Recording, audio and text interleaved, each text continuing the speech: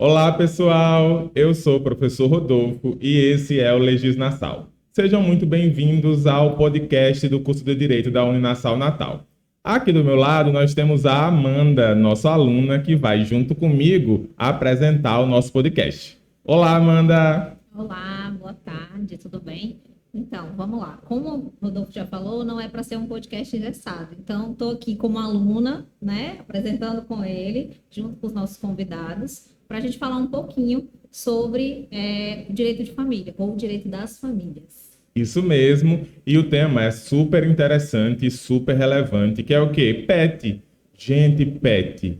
Todo mundo, ou quem gosta de pet, sabe que é um tema super importante, principalmente se o casal tem um pet e precisa separar. E aí, com quem fica o pet? A ideia, então, do tema de hoje é esse. Antes disso, eu vou pedir para a Amanda falar um pouquinho e apresentar um dos nossos convidados. Ela vai apresentar, então, o convidado que é, por sinal, o marido dela. Apenas. Então, vou apresentar o Wellington. Ele é recém-formado aqui na Nassau, ele terminou a graduação agora em dezembro. Mesmo, Wellington? É isso mesmo. Já advogado também, já passou na OAB, já recebeu a carteirinha e agora está pós-graduando justamente no tema que a gente vai falar sobre hoje, que é direito das famílias. E a ideia, só para trazer para vocês, é o seguinte: a gente está nesse bate-papo aqui no podcast e é para não ser engessado, tá? Então a ideia é que a gente tente o máximo conversar e não levar muito para o tema ou para rebuscar. Se a gente for rebuscado, tu reclama aqui nos comentários, beleza? Seguinte, eu vou apresentar a nossa outra convidada, que é professora, docente aqui do nosso curso de Direito da Uninassal Natal, que é a professora Dilane Magalhães, que também é minha ex-aluna. Não que eu seja antigo, né, professora? Jamais. Ela é advogada, sócia do escritório DN Advocacia Condominial. Ela é pós-graduada em Direito Constitucional, mestranda em Direito pela Universidade Federal do Rio Grande do Norte, presidente da Comissão de Direito e Liberdade Religiosa da OAB-RN e vai, junto com o nosso outro convidado, conversar aqui conosco sobre o tema. Vamos começar apresentando e falando a respeito do tema, vamos começar a introduzir para que as pessoas compreendam como é que começa essa dinâmica. Vamos falar primeiro, antes de mais nada, qual é o tema do nosso podcast de hoje, que é meu pet é da família, o direito à guarda e ao alimento do animal após o divórcio. E aí vamos fazer a nossa primeira pergunta. Vamos lá. Seguinte, sobre então os pets.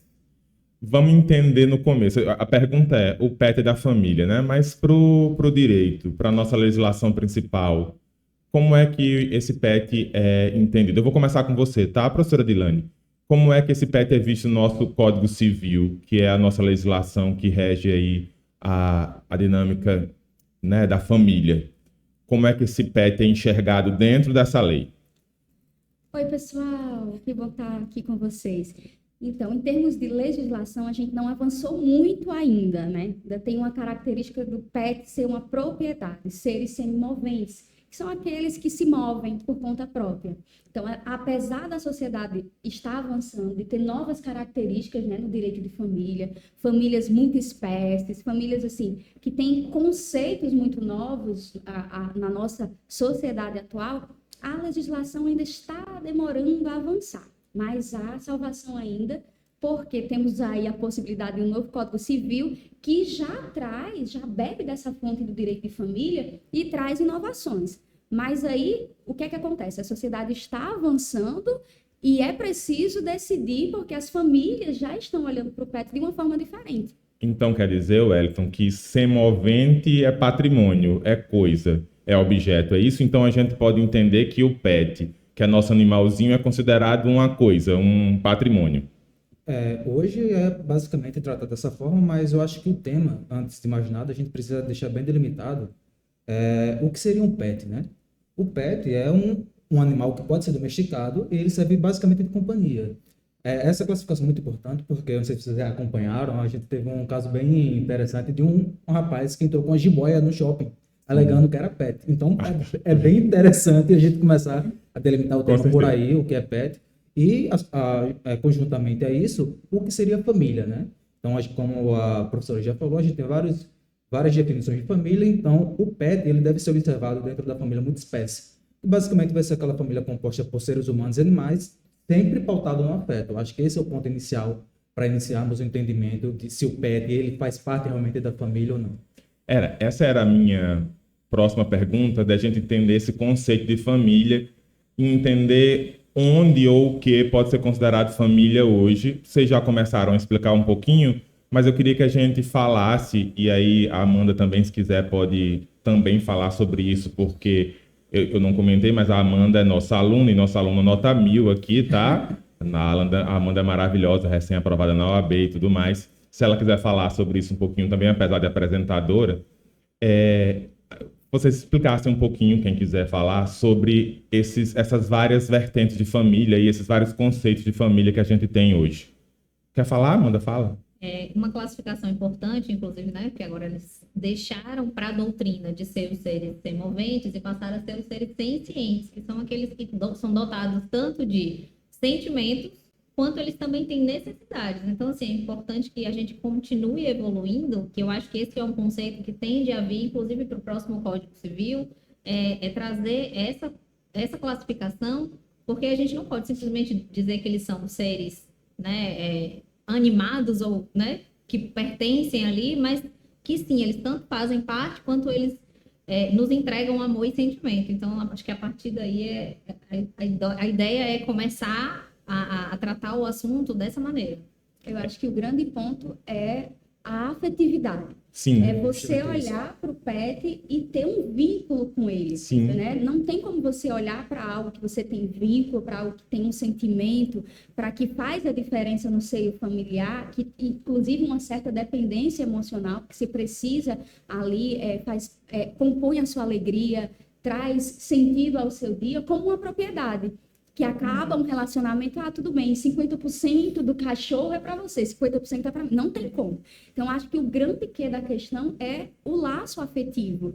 E é isso que faz toda a diferença dentro da família. Para muitos, né, assim, quando a gente pensa em laços familiares com o pet, para quem tem pet, se enxerga o pet como alguém da família, né? Assim, automaticamente a gente enxerga o pet como parte integrante da família. Ninguém pensa no pet como um objeto ou como um patrimônio, não na característica atual. Talvez em algum momento isso possa ter sido outro pensamento, quando a gente enxerga talvez um conceito de não pet, né? E aí a gente possa ter patrimônio. Quando eu penso numa cobra, se eu tenho uma cobra, talvez eu não tenha um pet, eu tenho um patrimônio, né? Mas, talvez. E não posso passear. Tem um animal selvagem. Não posso passear com ela. E tem que ter autorização, né? Tem que ter autorização, sim, senão é crime ambiental. E a gente tem que pensar, e aí eu vou lançar já outra pergunta, nessa ideia de que se tem essa relação de afetividade, quando da situação do casamento, da união estável, e se eu tenho um ser senciente que traz afeto, do qual eu estou relacionado a esse ser, se há um divórcio, se há uma separação, como é que eu vou conduzir isso com relação a esse ser, a esse pet? E aí eu vou, né? Eu comecei com a professora, eu vou começar com ela. Como é que eu vou, então, conduzir isso com relação ao pet? Se há um divórcio, como é que é o entendimento para isso? Atualmente é um bem? Como é que a gente vai conduzir isso? Então, pessoal, hoje é mais ou menos tratado de forma analógica, né, por analogia, como se fosse um filho, propriamente dito. Então, é muito interessante a gente entender que o bem a ser tutelado aí é justamente o afeto criado com esse ser, né, com esse pet, que o pet, volta de novo para ficar mais puro ainda o que seria. Ele é tratado como um animal preferido, né, a tradução da CID, animal preferido, predileto. Então, daí você tira que o afeto criado, muitas pessoas que equiparam o afeto que você tem com o filho. Então, diante disso, realmente a tutela a curatela desse ser, ele vai ser muito próximo do que é um filho. Então, vai ter provavelmente ali uma ação de alimentos, vai ter uma negociação. Se não couber uma negociação, o juiz vai ter que intervir, mas vai ter que os seus custos divididos entre as partes de forma proporcional, assim como é feito com o filho. Tá. E, Amanda, você quer questionar? Faça um questionamento aí para a professora. relacionado à guarda, por exemplo, né? Pronto, com relação à guarda, a gente sabe que a gente possui dentro do ordenamento jurídico, né, na área da família, guarda compartilhada, guarda unilateral, e a gente sabe que existe não só a guarda quando a gente fala da tutela, mas a gente fala também da moradia. Então ainda tem esse detalhe, porque pode ser uma guarda, né, compartilhada, alternada, como é que está aí nesse sentido? Como é que estão as jurisprudências nesse sentido? Então, a grande fonte, de fato, é o direito de família. Como a gente não tem uma lei específica, a gente vai beber dessa fonte. Então, da mesma forma hoje que funciona a guarda da criança, do menor, a gente vai usar por analogia para fazer aplicação ao PET. A primeira coisa que vai se verificar num litígio, obviamente que como operadores do direito, a gente sabe que o melhor caminho é sempre um acordo, né? Tentar ali resolver de uma forma amigável. Mas se não é possível, vai ser verificado quem tem um vínculo afetivo maior com esse PET, certo? Quem tem mais condições de cuidar desse PET? Aonde pode ser esse lar de referência? E eu até estava escutando um podcast também antes de vir para cá a respeito desse tema e foi bem interessante porque trouxe uma inquietação, inclusive para mim. Não é porque, por exemplo, foi dado presente a um dos cônjuges que o outro não pode conviver. Sim. Não, pode conviver sim. Se foi ali ao longo dessa relação construída uma convivência, se um cuidava, o outro cuidava também, a regra é a guarda compartilhada, o direito de convivência, ainda que haja um lar de referência. Então é muito próximo ao direito de família, né? Então, é importante comprovar quem tem as melhores condições para cuidar. E outra coisa muito importante, a afetividade não traz só o direito, ele traz o dever também. Então, as despesas com o veterinário, as despesas para a manutenção do pet também são levadas a questionamento. E essas despesas também são divididas, porque muitas vezes há uma competição e eu vou ficar na minha casa, sim, mas quem vai pagar as contas do pet, Isso é muito né? legal, porque quando a gente fala de disputa, realmente rola uma questão de ego também. Claro. E a gente tem que entender que muito próximo do que acontece com o filho, acontece com o pet, porque Sim. o que preza quando a gente está tratando de guarda e de elementos do filho? Estamos prezando pelo melhor interesse do menor, da criança. Isso funciona para o pet, Pro pet, com certeza, na mesma medida. concordo. Então, encaixa direitinho com o que você está falando. Perfeito, é isso mesmo. Tem que saber o que é melhor para o pet também. E aí eu vou perguntar o seguinte: existem entendimentos, ou seja, existem já decisões na justiça relacionadas a isso? E em que decisão isso pairou, né? Como é que isso foi decidido?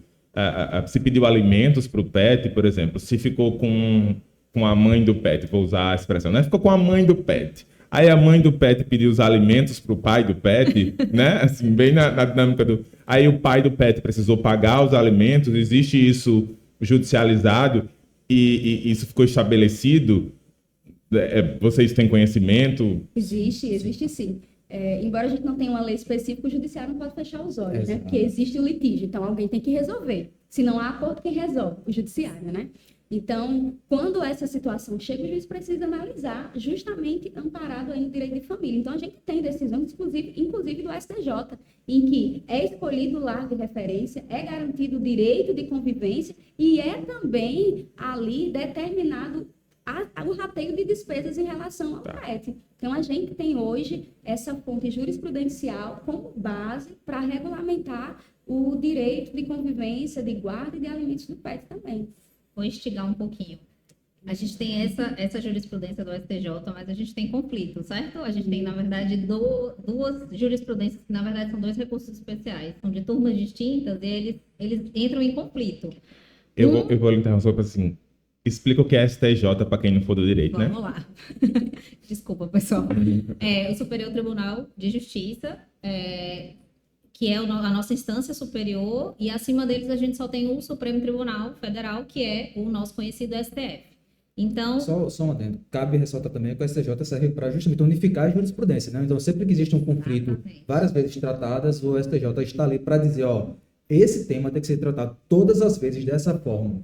Exatamente. Só que o que acontece? A gente tem duas turmas que já decidiram sobre esse tema e elas são conflitantes. Em 2018, a gente tem essa que é a nossa jurisprudência, que eu acho que é a mais utilizada hoje, que é justamente a que fala sobre o direito das famílias, mas a gente também tem uma jurisprudência que diz assim, não, quem ficar com o PET, arca com o ônus Isso, e verdade. com o bônus. Então, e aí, como é que estão os nossos tribunais, que são os nossos tribunais estaduais e regionais, como é que estão aí as decisões?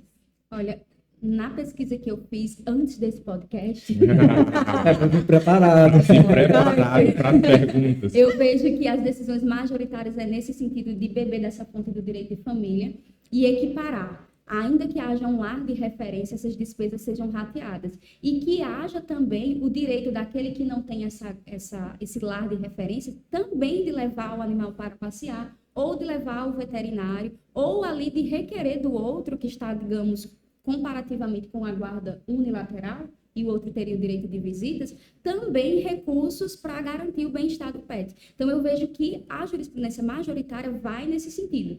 Mas, enquanto a gente não tiver uma legislação específica, eu vejo que a gente tem uma instabilidade. Ora, com a legislação específica, a gente já tem em outras áreas, né? Isso, é verdade. Então, não é mais um dia normal na vida do advogado, tudo bem. Mas E eu não sei se isso é ruim ou bom, né? Porque se tiver tudo muito certinho, não tem trabalho. Gente, fiquemos olha. do litígio, da litigância, por favor, depende dos nossos honorários.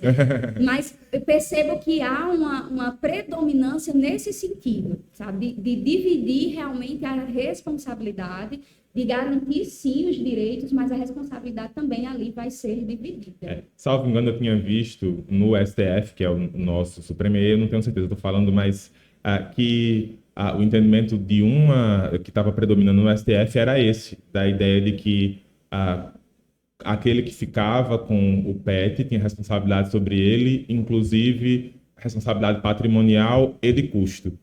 E isso estava predominando sob essa ótica, e isso gerava muita discussão em decorrência dos entendimentos do STJ e das decisões de base, que são essas decisões de primeira instância, sob essa dinâmica. Eu acredito que deve funcionar muito, e vocês podem comentar também, que quando os pais do pet, eles têm essa dinâmica da afetividade conjunta, ambos se entendem sentimentalmente envolvidos pelo pet, eles aceitam, né, que as visitas funcionem, que a guarda seja compartilhada, que o pet passe dias alternados na casa de cada um deles, que eles dividam os custos. E aí, por isso, talvez esses entendimentos que sejam contrários se afastem um pouco, não é? Rodolfo, é engraçado porque, mais uma vez, a gente sempre trata o caso concreto, né? Então, existe essa predominância hoje, mas ainda não tem bem definido o que deve ser seguido. Sim. Então, eu vi um caso recente de um casal que tinha 2 Goldens. Sim. No divórcio, aí ficou naquela, quem vai ficar com os cachorros? E o cara era empresário e falava que não podia ficar com os cachorros. E a mulher dizia que eu fico, mas eu não tenho condições. E ele dizia que não ia pagar, ele dizia que por elas, ficar com os cachorros ia ter que sumir tudo. Sim. Porque ela decidiu ter e tal, só que ele passou o tempo todo da união cuidando do cachorro como filho fosse. Isso. Então veio a decisão mais uma vez, bebendo da fonte, que é o direito civil, assemelhando a tutela do bem de uma criança, ele teve que pagar alimentos de forma proporcional, teve que pagar alimentos observando todos os preceitos que uma criança, quando vai receber alimentos, observa. Ótimo. E assim, para que todo mundo entenda, na dinâmica, para quem tem filho ou vive isso com filho, é sempre um conflito muito desgastante para o filho. Com relação ao pet, o pet talvez não sinta isso de forma tão específica quanto uma criança sente. Apesar de que o pet também é muito sensível aos sentimentos daqueles que o rodeiam, né? Principalmente porque o pet ele tem essa sensibilidade e esse carinho muito afetuoso com quem está ali envolvido. Mas talvez a disputa ali não tenha no pet as consequências que tem geralmente com um filho em específico. Mas a gente precisa chegar num ponto comum. Que ponto comum é esse da legislação? Que aí eu vou até passar a bola para a Amanda para ela falar um pouco sobre, que é o novo Código Civil, e ela dá aí o questionamento para os nossos entrevistados. Nesse quesito do novo Código Civil, a ideia é trazer, de fato, os animais, né, os pets, os animais domésticos, como ponto central, não só como objeto, mas como um ser que sente, que são sencientes. Então, assim, em que ponto você acha que é possível, por exemplo, vocês acham que é possível a gente conseguir essa mudança e até que ponto a legislação vai operar de fato para que seja alimentos e guarda, ou se a ideia é que daqui em diante a gente trate dessa maneira, mas ressalvado de fato que, que é como se fosse uma criança, mas que tem um responsável que arque ele com os ônus. Eu acho que a gente tem que achar um ponto de equilíbrio aí. Eu acredito que a legislação não vai olhar para o pet com o mesmo olhar Sim. para um ser humano, para uma criança. Mas não tem mais, não cabe, não encaixa mais olhar para um pet como uma propriedade, unicamente, como um objeto, como um patrimônio, digamos assim. Eu achei bem interessante que o professor Rodolfo falou assim, talvez ele não sinta os mesmos impactos que uma criança sente, pela própria natureza, esse ser humano, enfim, um cachorro e outro animal, um gato. Mas a importância desse pet pode impactar a família como um todo. A gente tem laços afetivos, a gente tem crianças que sentem a ausência do pet. Isso é verdade. E isso tem sido fundamento para muitas decisões. No momento em que aquele animalzinho, aquela criaturinha é tirada do seio familiar, Sim. há um impacto significativo, tanto no tutor, no pai ou na mãe do pet, como na criança, as outras pessoas que convivem. Eu vi um caso bem interessante de uma senhora idosa, numa separação, num divórcio, em que ela sentiu profundamente a ausência do cachorrinho. Por quê? Porque passava o dia com o cachorro, alimentava, e serviu de fundamento para dizer que sim, que ela também tem direito de conviver. Então, eu acho que o grande desafio da legislação agora é achar um ponto de equilíbrio. Não cabe mais olhar como uma mera propriedade. Inclusive, Não tem porque como. a gente até, falando dessa sensibilidade dos animais, a gente tem uma distinção entre gatos e cachorros, por exemplo. Os gatos, eles são muito mais apegados, isso já é comprovado, que eles são apegados ao ambiente, ao lar. O cachorro, não. E aí eu vou puxar o gancho e vou contar a minha experiência. Eu também tenho um divórcio e a gente tem guarda compartilhada. Guarda compartilhada com residência alternada. Para elas, isso acontece há 5, quase 6 anos. Para elas, isso é muito tranquilo. Elas quem? As minhas filhas, porque eu tenho 2 pets, Sofia e Liz, tá? São cachorras, 2 cachorras. cadelinhas, certo. Então, para elas, elas não sentem, então é muito tranquilo. Mas se fosse um gato, como é que isso seria? Será que a dinâmica também seria a mesma? Será que a gente não vai ter que, talvez, separar, segregar isso e dizer assim, olha, talvez para alguns animais isso seja possível, para outros não? Será que a gente vai conseguir isso na legislação? Vai ser sempre no acordo? Fala, Wellington. Fala, Wellington. E aí a gente tá falando olha só como o direito de família a gente tá falando do ex da Amanda com o atual da Amanda, tá? Vamos, Wellington, fala. Tá quase um caso de família. Não é? Né? Falta só a Cristina Rocha. Fazendo barulho. Daqui a pouco mexeu com você. Mexeu comigo. Isso aí.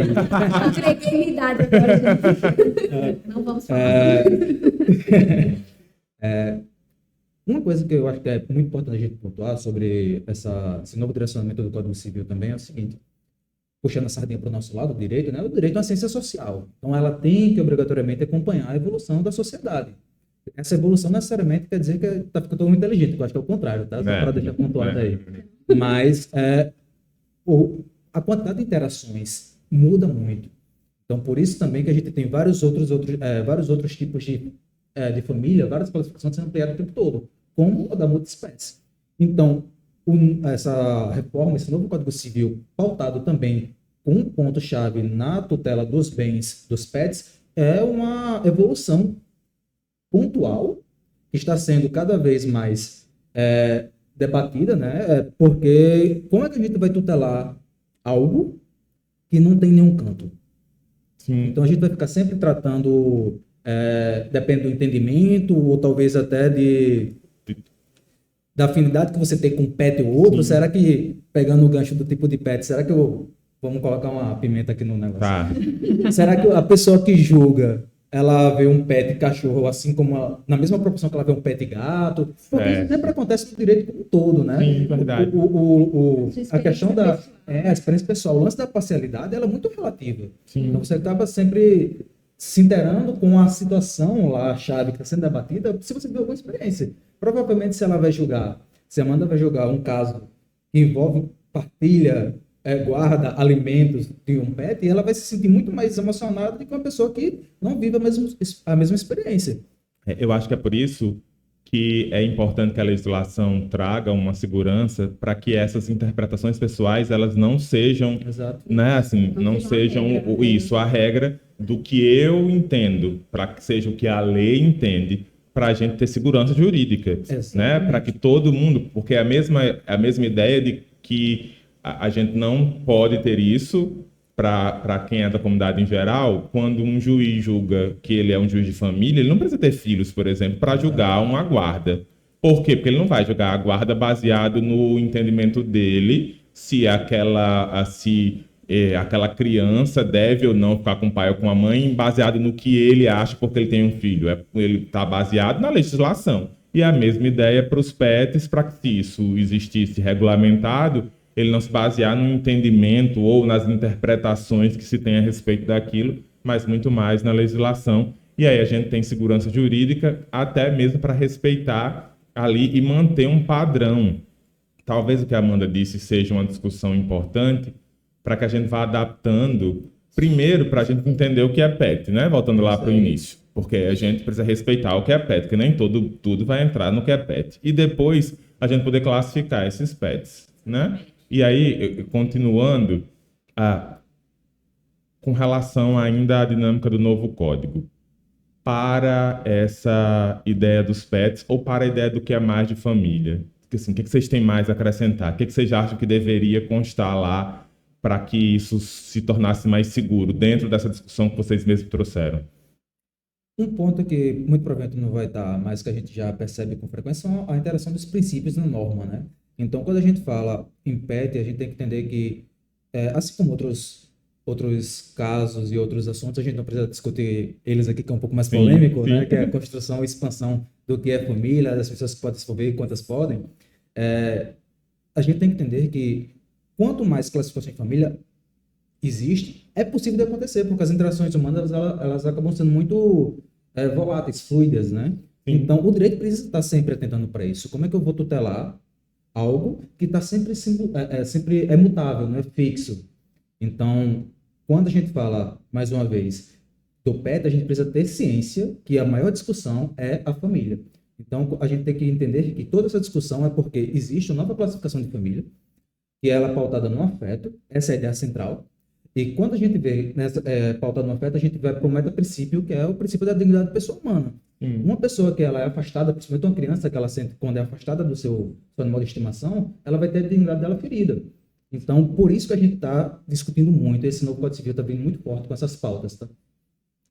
Eu espero que os direitos do PET estejam mais claros, né? A gente fala, mas ainda não há uma clareza sobre isso. E não tem como garantir uma coisa se outra não estiver plenamente clara. Então, que tenha esse direito de estabilidade, que tenha esse direito também de um lar, que tenha esse direito de conviver com seus tutores, espero que esteja mais claro agora nesse novo Código Civil. E até porque a gente tem que atentar para outra coisa. Quando a gente está dentro de um relacionamento, observando um relacionamento, e esse relacionamento é extinto, há uma possibilidade que a gente não pontuou ainda, que é o abandono do animal. Isso, verdade. Muito bem pontuado, isso é verdade. Então, como é que isso vai ser tratado? Qual é a consequência para esse abandono? Que a gente pode, que talvez entrar numa seara criminal, não necessariamente numa seara civil, né? Porque esse abandono do pet, inclusive contando a minha experiência pessoal, não que se enquadre propriamente nisso, mas eu sou pai de pet atualmente, e a minha pet foi uma doação, exatamente porque um casal se divorciou, e nenhum deles pôde ficar com o pet, e aí o pet veio para mim, que é a Bebela, né? Papai ama a Bebela. E aí, assim, eu recebi porque eles tiveram a preocupação de doá-la. Mas se não tiver essa preocupação, né? Isso também é um respaldo, a necessidade do respaldo jurídico sobre isso, porque também tem que ser, se é um ser senciente, nessa dinâmica de ser senciente, é preciso ter essa preocupação, de fato. Sim, bem lembrado. Tem um cenário aqui que estão brigando para ficar com o pet, mas tem também Tem um cenário oposto, né? Isso. Ninguém quer ficar com o pet. Isso. Ele vai fazer o quê, né?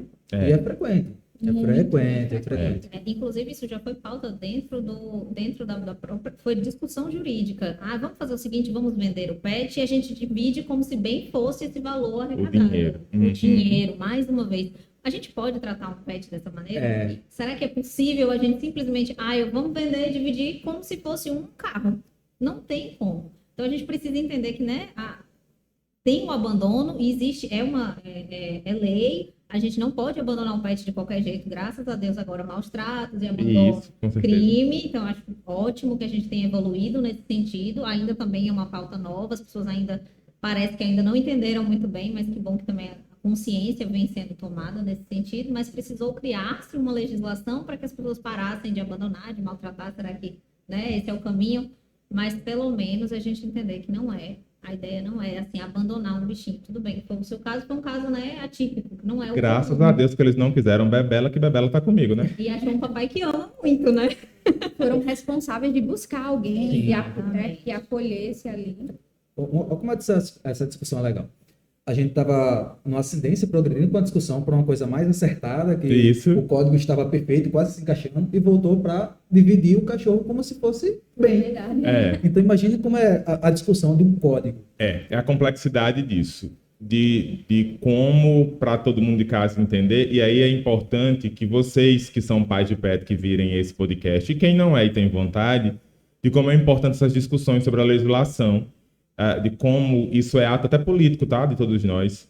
Essas discussões são relevantes porque impactam a todos nós, e lá o pessoal que representa a gente, que está discutindo isso, precisa pensar nisso também, porque é de lá que sai essa discussão, para que o que a gente está pensando aqui seja de fato regulamentado, para que a gente tenha essa segurança e garanta que os petzinhos aí tenham, né, esse carinho da legislação garantindo aí para eles o mínimo. Rodolfo, sabe um ponto legal dessa evolução? É que, se vocês acompanham, há alguns anos atrás, a gente tem um problema muito grande com condomínio, pet em condomínio. Isso, muito. Então, Chegou na minha área. Chegamos. Olha Chegou aí. na minha área. tinha normas do condomínio que proibia você passear com o pet dentro Sim. e tal. Você descer pelo elevador. Descer pelo elevador. Uhum. E hoje, para quem ainda não tem conhecimento, vai ficar sabendo porque está assistindo ou está ouvindo o podcast, O Ulisses Nassau. temos hoje uma legislação municipal que trata especificamente sobre isso. E ela foi um avanço fantástico, porque tem casos um pouco mais severos, por exemplo, a idosa, que a única companhia dela é um pet, como é que ela vai descer no elevador? Mas, além de tudo, você não pode tratar só como se fosse um caso isolado, porque tem condomínio que diz, não, fulaninha pode descer com pet, os outros não. Então, aí já tem uma... Segrega. Já segrega, já começa por E quem aí. tem um pet maior? Não podia. Não podia Só passear pode ter também. um pet até certo tamanho. E aí agora vamos lá. Então, como é que ficou? Sabe uma discussão que sempre acontece em condomínio e que, se vocês puderem me ajudar, agradeço. É o porte do pet.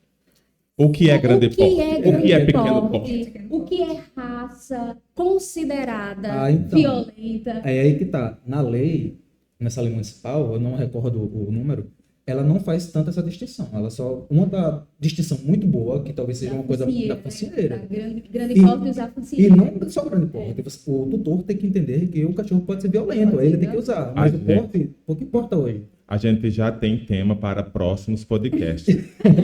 Olha aí. Tá chegando. Porque é pra gente não fugir muito do tema desse, porque senão a gente vai entrar total, mas a gente já tem tema pro próximo. A gente vai se caminhando pro final, eu acredito que a discussão é relevante, e eu vou fazer uma pergunta até para você que está assistindo aí. Você pagaria pensão pro seu pet? Você brigaria por ele nesse sentido? Você brigaria pela guarda do seu pet? Deixa o comentário aqui. Lembra de curtir, lembra de compartilhar, ativa o sininho, né? O famoso sininho, sempre que dizer isso, é tão chique, não é? Ó, eu queria momento. primeiro que vocês, né, fizessem as considerações finais e falar, por favor, de Ilane, faz a sua consideração final, comenta o que você quiser. Gostei muito, foi ótimo. E eu falaria o seguinte, Rodolfo falou de algo aqui que me chamou a atenção. A gente tem que estar acompanhando, né, o movimento que a lei faz, que a legislação faz, mas a gente também precisa examinar a própria consciência. Então, pensou em ter um pet, tem que analisar os pós e os contras, né? Tem que pensar. E se em algum momento eu não puder cuidar, o que eu vou fazer? Quais serão as minhas responsabilidades? Porque muitos agem na emoção. Imagine que ninguém deve ter um filho na emoção. Também ninguém deve pegar um pet na emoção. Concordo. Então, tem que olhar para o pet com responsabilidade. Ele vai precisar de afeto, vai precisar de cuidado, vai precisar também, vai ter uma despesa em relação a ele. Então, é uma questão de consciência social também. Ter essa responsabilidade. Resolveu trazer esse pet para a família, é membro da família agora. Como é que eu trato a minha família? Não é? Então, olhar com essa consciência. Vai, Wellington, diz você. Muito obrigado, foi perfeito, adorei. Concordo plenamente com tudo que você falou. E já que é para viralizar, vou deixar Viraliza. eu vou deixar uma discussão. Alguns meses atrás, teve uma pauta que viralizou que foi muito interessante. Que entra na história da responsabilidade social, de você receber um pet, o que você vai fazer com ele depois, se algo der errado, você pode cuidar dele, você pode dar atenção, você tem poder aquisitivo, porque ele tem isso também. Claro. Tem toda uma questão de atenção, mas tem responsabilidade financeira. Dependendo do pet, a responsabilidade financeira ela é ainda maior. É ainda maior. Então, o que foi que aconteceu? O vídeo tratava-se de uma pessoa que ela recebeu um pet de aniversário. Sim. E ela olhou no olho de quem estava dando o pet para ela e disse: desculpa, mas eu não consigo cuidar dele, eu não vou conseguir Não ficar. aceito. Não aceito ele. Aí a pergunta é: você aceitaria o pet ou não? Eu lembrei até de outra coisa que também é muito discutido, é assim, você compraria o pet ou você iria buscar o pet no lugar onde o pet está para adotá-lo? Que isso também gera muito conflito nas redes sociais, né? Assim, tanto pet para adoção, você compra um pet, isso também gera muita discussão nas redes.